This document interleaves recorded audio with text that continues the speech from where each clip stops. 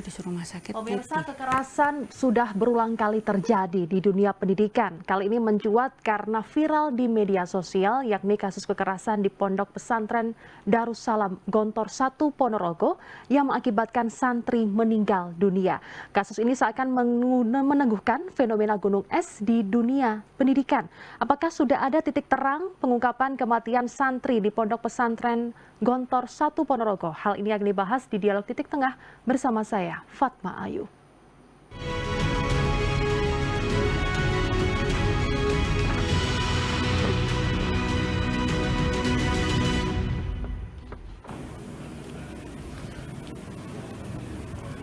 Kepolisian terus mendalami kasus dugaan penganiayaan hingga berujung meninggalnya seorang santri di Pondok Pesantren Modern Gontor Ponorogo dengan mengamankan sejumlah barang bukti.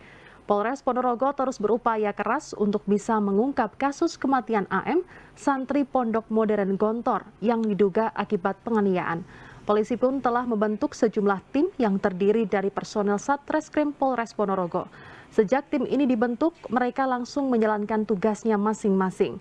Di antaranya menggelar olah tempat kejadian perkara di dalam lingkungan Pondok Gontor, dan hasilnya polisi mendapatkan sejumlah barang bukti yang diduga berkaitan erat dengan peristiwa penganiayaan hingga korban meninggal dunia.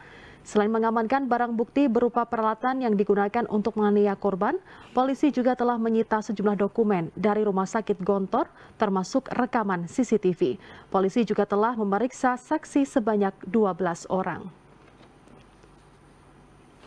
Untuk surat-surat sudah kami sita dan kita melakukan penyitaan untuk yang berkaitan dengan perkara ini.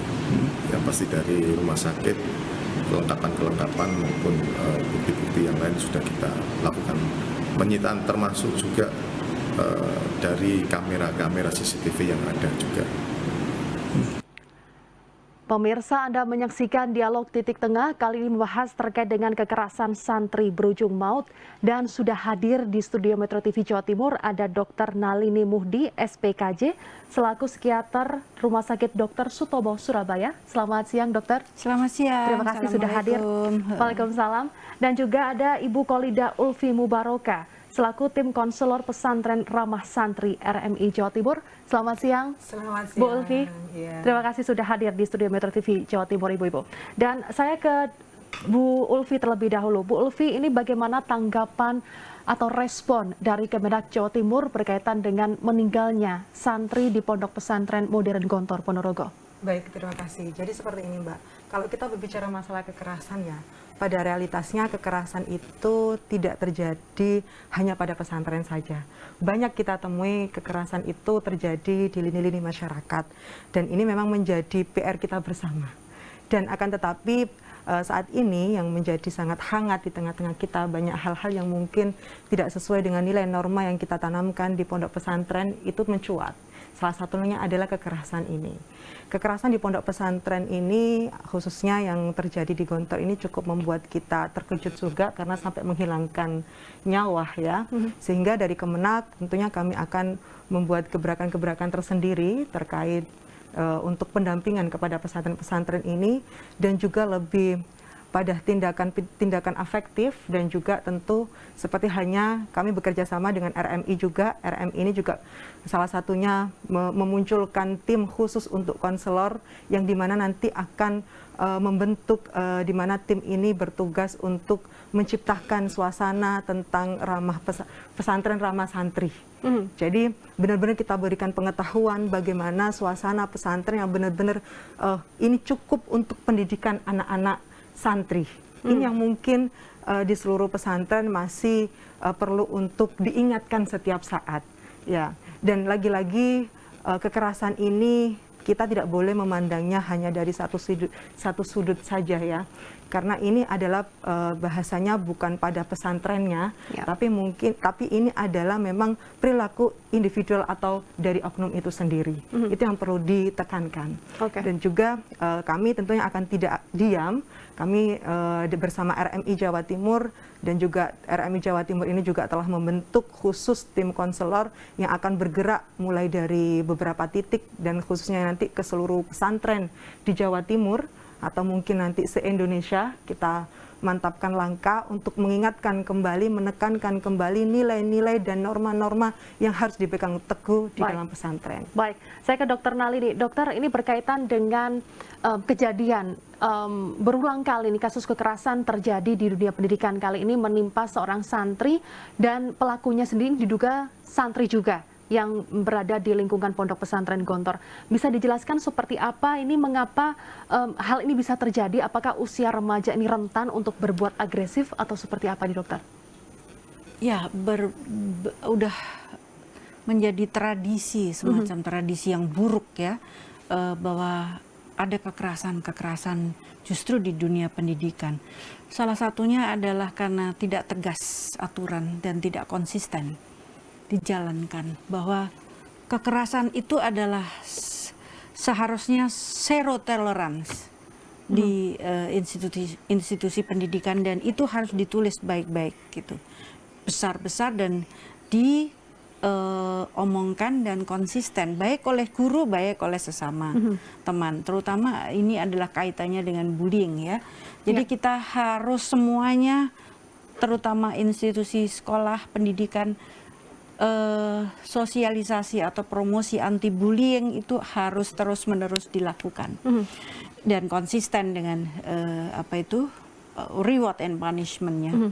Itu yang kedua adalah ini masalah individual personality, faktor personality individual dari para pelaku dan juga para korban.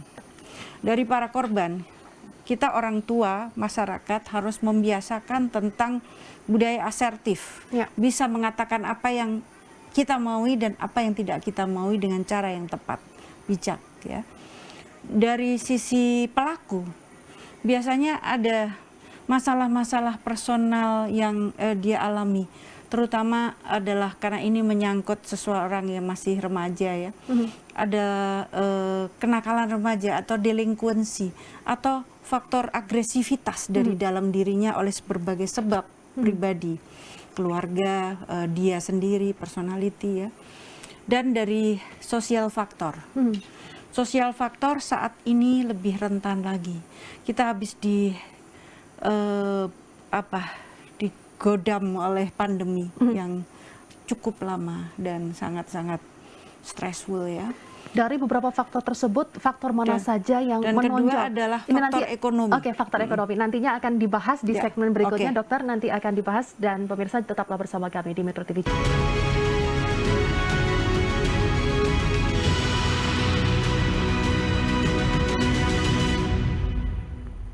Pemirsa, Anda kembali menyaksikan Dialog Titik Tengah. Kali ini membahas terkait dengan kekerasan santri berujung maut, dan sudah hadir di studio Metro TV Jawa Timur ada Dr. Nalini, Bu Ulfi, dan juga melalui sambungan telepon kali ini sudah terhubung dengan AKBP Catur Cahyono Wibowo dari Kapolres Ponorogo. Selamat siang, Pak KBP Catur, melalui sambungan Zoom. Apakah sudah mendengar suara saya, Pak Catur? Iya, Mbak, lewat telepon ini, Mbak. Baik. Pak Catur, berkaitan dengan kasus kekerasan yang berujung meninggalnya seorang santri di Pondok Pesantren Gontor, ini apakah sudah ada penetapan tersangka dari pihak kepolisian sendiri? Seperti apa progresnya? Jadi kami sampaikan di sini, Mbak, untuk sampai sekarang kita belum menetapkan tersangka.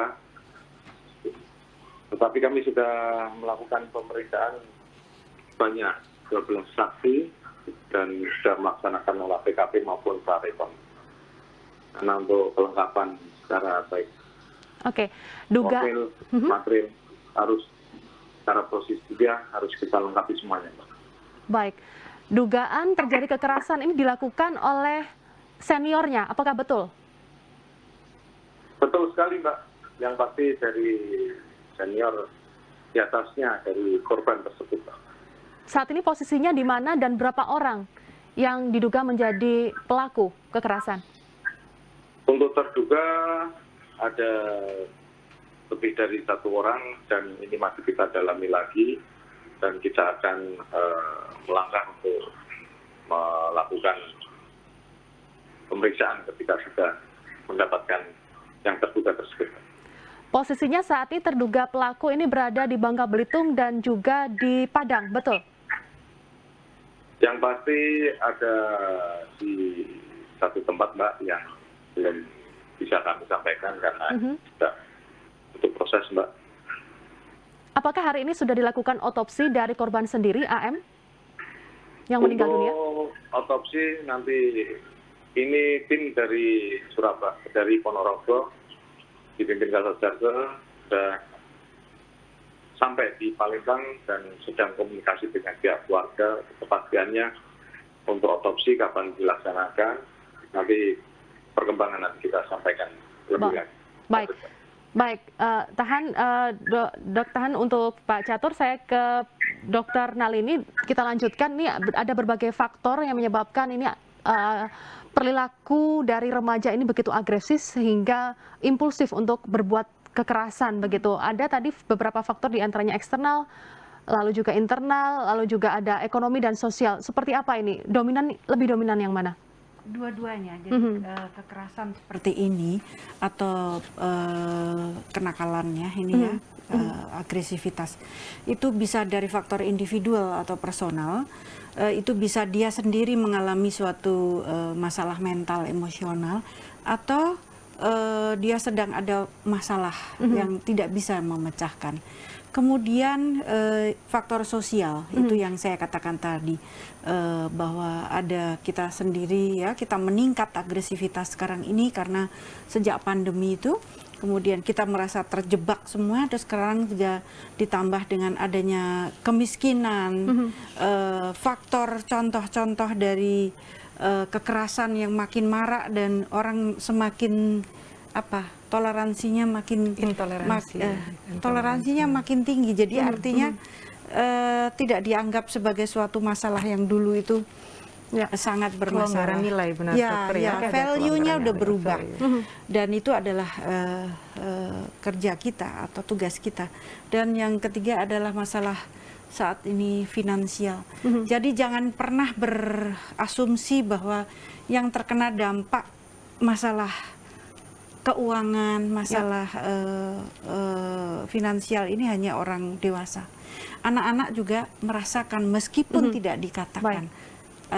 Jadi banyak hal lah yang mempengaruhi hal ini. Baik, saya ke Bu Ulfi. Bu Ulfi, bagaimana sebenarnya budaya yang ada di pesantren, terutama Gontor yang memang sudah mempunyai nama yang besar begitu, sehingga senioritas itu begitu terasa? Apakah benar demikian?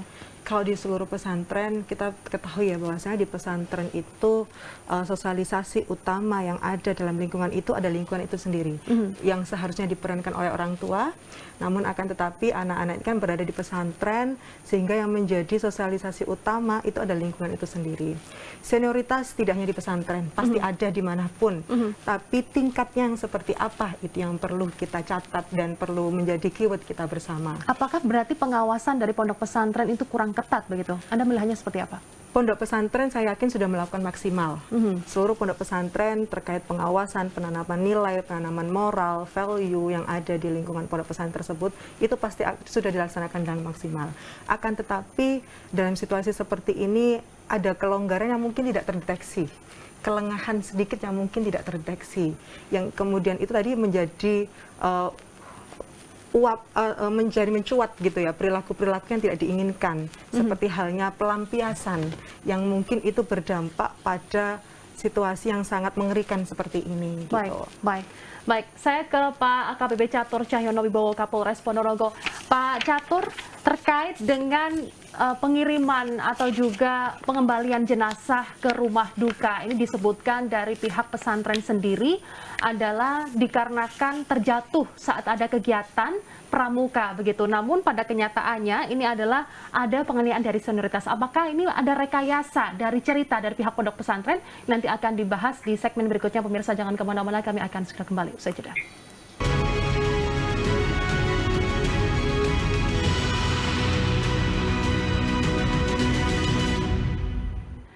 Baik, saya langsung saja ke AKBP Catur. Pak Catur, berkaitan dengan pengembalian jenazah korban ke keluarga di Palembang, ini ada seakan ceritanya diubah begitu oleh pihak pondok pesantren. Apakah ini merupakan rekayasa dari cerita penganiayaan yang dilakukan oleh seniornya? Baik, Mbak, untuk keterangan yang ada sampai saat ini, karena kita baru mendengar di medsos, untuk lebih dalam kita akan memastikan lewat pemeriksaan para saksi-saksi nanti. Setelah dari Pak Level juga akan kita periksa semuanya, dan hasilnya baru nanti bisa kita dapatkan. Yang pasti semuanya akan kita sinkronkan. Oke, untuk perkemahan sendiri ini dari tanggal 18 hingga 19 dan korban meninggal dunia tanggal 22. Dan saat ini sudah lebih dari 10 hari begitu. Ini artinya apabila tidak viral di media sosial, maka kasus ini juga tidak mencuat. Apakah ini juga akan diproses oleh pihak kepolisian, Pak Catur? Jadi sebelumnya kami sampaikan dulu, Mbak, langkah polisi ketika kita mengambil tindakan pro justisia harus berdasarkan legal standing, Mbak. Jadi tidak serta-merta kalau kasus viral baru ditangani oleh polisi, tidak. Tetapi kasus-kasus yang ada pun tanpa viral sudah kita tangani. Yang pasti langkah polisi kita, karena harus pro justisia, harus ada legal standingnya, Mbak. Ini kami sampaikan dulu. Jadi yang pasti untuk dari kejadian kronologi acara Pramuka tanggal 18, 19, dan dilanjutkan ketika tanggal terjadinya penganiayaan pada tanggal 22 sampai tanggal 4 baru dari pihak orang tua curhat di salah satu tempat, baru timbul ini. Memang sebelumnya tidak ada pelaporan sama sekali di Polsek maupun Polres. Oke, tapi pihak dari Pondok Pesantren sendiri ini apakah kooperatif terkait dengan penindaklanjutan kasus ini? Sampai sejauh ini dari awal kita tangani, ketika kita sudah melakukan pro justisia, sangat kooperatif dan memberikan semuanya. Baik, saya ke Bu Ulfi. Bu Ulfi, ini bisa dikonfirmasi dari Pondok Pesantren sendiri di Gontor terutama ini ada surat perjanjian mekanisme bahwa orang tua bersedia untuk mengikuti segala peraturan yang ada di Pondok Pesantren, termasuk juga tidak melapor kepada TNI, Polri maupun media. Dan apabila ada masalah maka dicukupkan diselesaikan di Pondok Pesantren. Apakah ini sesuai dengan aturan dari pemerintah maupun Kemenak Jawa Timur? Ya. Jadi kalau kita berhubungan tentang perilaku kekerasan ya, dan juga hal-hal yang tidak sesuai dengan nilai dan norma yang itu berpidana, maka itu harus kita tangani dengan bagaimana mestinya. Kalaupun itu tidak tercuat dalam media, tapi itu harus wajib diselesaikan sebagaimana mestinya. Walaupun itu ada perjanjian misalnya antara pondok pesantren dan juga orang tua yang terlibat, maka itu bukan berarti di situ kemudian berhenti dan kemudian hilang, bukan. Tapi dipastikan bahwasanya itu benar-benar tertangani dan mendapatkan pidana yang sesuai dengan apa yang dilakukan. Tentunya tidak melepas nilai-nilai kemanusiaan dan juga nilai-nilai efektivitas anak ya. Karena kan santri itu pada tatarannya masih pada usia anak, sehingga penerapan sanksi yang ada di pondok pesantren pun itu juga harus mempertimbangkan itu. Baik, walaupun sudah ada perjanjian tersebut, namun jika ada unsur pidana maka bisa dilanjutkan di tingkat kepolisian atau tingkat penyidikan, begitu sekali, ya? Karena itu sangat bertentangan dengan kemanusiaan dan itu berbentuk pidana. Saya ke Dr. Nalini. Tadi Anda menyebutkan bahwa adanya kasus kekerasan di dunia pendidikan ini karena tidak ada ketegasan dari aturan. Bagaimana harusnya ini dunia pendidikan kita, termasuk juga di pesantren yang saat ini sedang disoroti, agar kasus kekerasan ini tidak terjadi lagi? Sistem yang bagus harus dijalankan dengan konsisten dan asertif, tegas, bahwa zero tolerance terhadap kekerasan, sehingga kekerasan itu tidak menjadi suatu rantai kekerasan yang dari generasi ke generasi, dan itu harus dimulai dari sistem yang tegas dan berkesinambungan, konsisten dalam hal ini. Kalau tidak, saya kira tidak itu. Kita adalah bangsa yang selalu sejarahnya ada sejarah kekerasan. Maka kalau kita mau merubah, maka merubah itu dari secara the whole, secara keseluruhan. Kalau tidak, ya akan terjadi ya beruntun dan berulang beruntun kali. gitu terus menerus. Ya. Padahal kan kalau udah kayak gini ditangani dengan baik-baik dengan itu, tapi nanti kendor lagi. Oke. Jadi seharusnya ada suatu gentleman agreement di awal suatu pendidikan, baik itu kepada guru, kepada pimpinan maupun kepada murid. Harus ada pengawasan dan juga Iya. penegakan dari peraturan itu Iya, sendiri, tidak iya. hanya dari pemerintah, sekolah, namun juga dari Semua. siswa sendiri atau juga orang tua siswa Iya, sendiri juga orang harus tua patuh saya begitu. sendiri, patuh. Baik, terima kasih Dr. Nalini Muhdi SPKJ, psikiater Rumah Sakit Dr. Sutomo, dan juga Bu Ulfi, tim konselor pesantren Ramah Santri RMI Jawa Timur, dan sebelumnya ada AKBP Catur Cahyono Wibowo, Kapolres Ponorogo, membahas terkait dengan kekerasan santri berujung maut. Pemirsa, saya Fatma Ai pamit undur diri. Terima kasih atas kebersamaan Anda. Sampai jumpa. Terima kasih.